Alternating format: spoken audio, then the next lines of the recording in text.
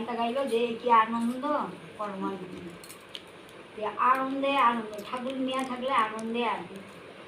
আর মানুষের এই সুখ দুঃখ সবই দিছে মানুষের, মানুষের এই সুখ দুঃখের মধ্যে দিয়ে ঠাকুরের নিয়ে চলতে লাগে, ঠাকুরের কথা বুঝতে লাগে না। যে এই জীবনটা হলো একটা রেলগাড়ি, রেলগাড়ি যেরকম ইঞ্জিন আগের দিনে কয়লার দ্বারা চলতো, আগুনের দ্বারা চলতো, আর এই জীবনটা চলতে লাগে সৎসঙ্গের মাঝে দিয়া, সৎসঙ্গের মাঝে দিয়া। আর ঠাকুর বলছেন যে সৎসঙ্গের আশ্রয় গ্রহণ করো, সৎ নাম মনন করো, সৎ দীক্ষা গ্রহণ করো।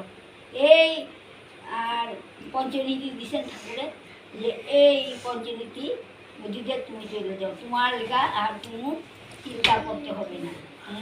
তুমি এগুলা যে সক্রিয় ঠাকুরের আদর্শে আদর্শে কেন্দ্রীয়তা চলনে, আদর্শ কেন্দ্রীয়তে মানুষের জীবনটা হলো আদর্শ, আদর্শ কেন্দ্রীয়তে চলনে চললে তার ভক্তি ভাব অনুরাগ সবই আছে। ইষ্টে যদি সক্রিয় অনুরাগ থাকে, তার ভাব ভক্তি আপনি আপনিই আসে। এই ঠাকুর একটা দৃষ্টান্ত দিচ্ছেন যে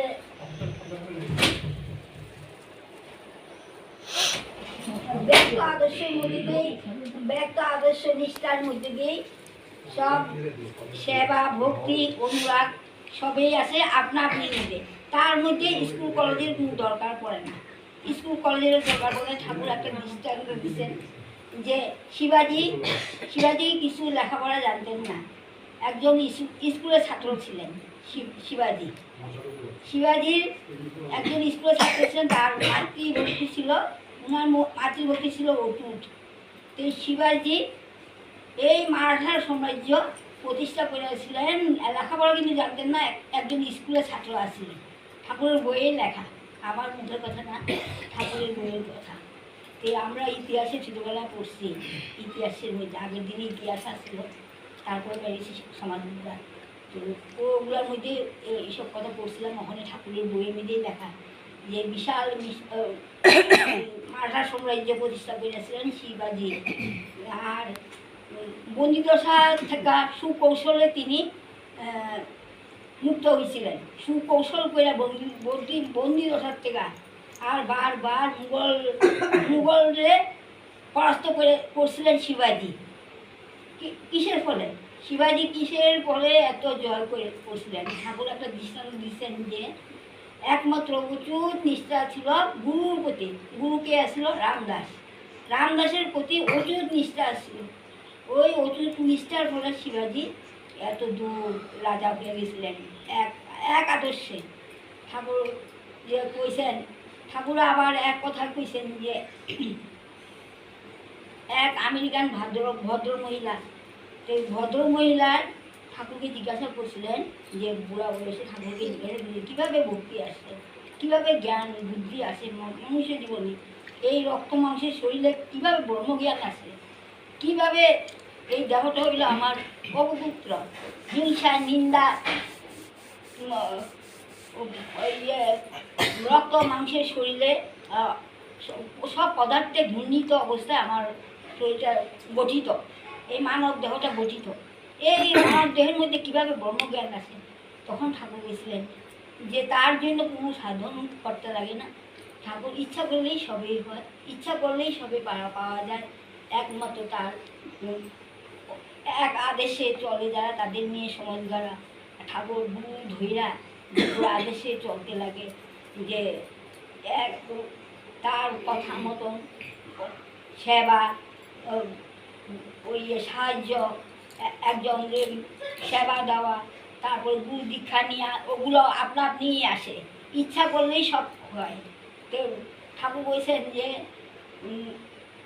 মুক্ত আদর্শের মধ্যে দিয়ে সব কিছু আপনা আপনিই হয়ে যায়, আপনা আপনি গজিয়ে ওঠে।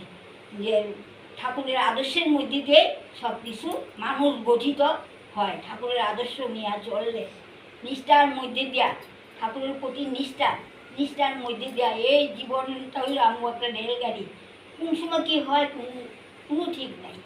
আর ওখানের দিনটাতে এই কলিযুগে যে একদম ঘুর কলিযুগ, মানুষের কোনো ঠাই ঠিকানা নাই, বেমারেরও অন্ত নাই, আর একমাত্র ঠাকুর নিয়ে চললে তার একমাত্র ঠাকুর বাঁচার পথ দিয়ে দিচ্ছেন। এই পথে যদি আমরা চলি, আমার কর্মদক্ষতাও বাড়ে, যোগ্যতাও বাড়ে, সেবা দিতেও আমি যোগ্য হই।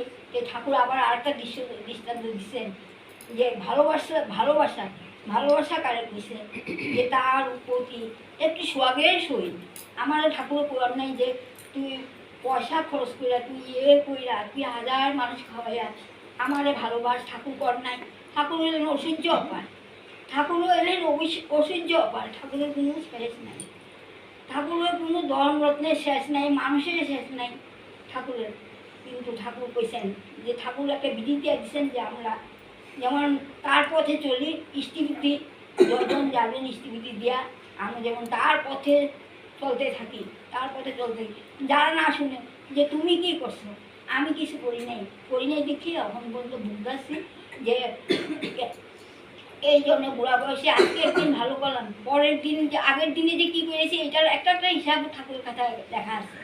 ওই হিসাব মতোই আমার ঠাকুর কইছেন যে তোমার স্বভাব চরিত্র যেভাবে যেই রূপ হইব, তোমার স্বভাব চরিত্র, তুমি ঠাকুরের নাম লইলে হইব না, ঠাকুরের দীক্ষা লইলে হইব না, ঠাকুরের কাজ করলে হইব না, তোমার স্বভাবের চরিত্রে তা চরিত্রগত করতে লাগবো। একজনের কথা কইতে 10 বার চিন্তা কইরা একটা কথা কইতে হবে। মিষ্টি কথা কইছেন ঠাকুর, কীভাবে মানুষরা আকর্ষণ করতে লাগে, কীভাবে মানুষের বশ করতে লাগে, ঠাকুর এইভাবে কইয়া দিছেন। তো ঠাকুর কইছেন ভালোবাসা এমন একটা জিনিস, যেমন আবারও আমি বইয়ে পাইছি এই কথাটা বারবার চিন্তা করি যে বিল্লমঙ্গল ওই দিনটা কইছিলাম এই ঘরে কাকুলির ঘরে বিল্লমঙ্গল আর চিন্তামণি, যে বিল্লমঙ্গল যে বই না তো তাকে ভিতরে যে এত প্রচুর ভালোবাসা আসছিল, ওইরূপ ভালোবাসাটা ঠাকুরের প্রতি। আমরা প্রতি যেমন ঠাকুরের প্রতি ভালোবাসা, আর ঠাকুরের ভালোবাসা ঠাকুরের মতে ঠাকুর যেরকম দুঃখ না পান, ব্যথা না পান, ওইভাবে ওই চলার পথে আমরা চলতে থাকি ওইভাবেই।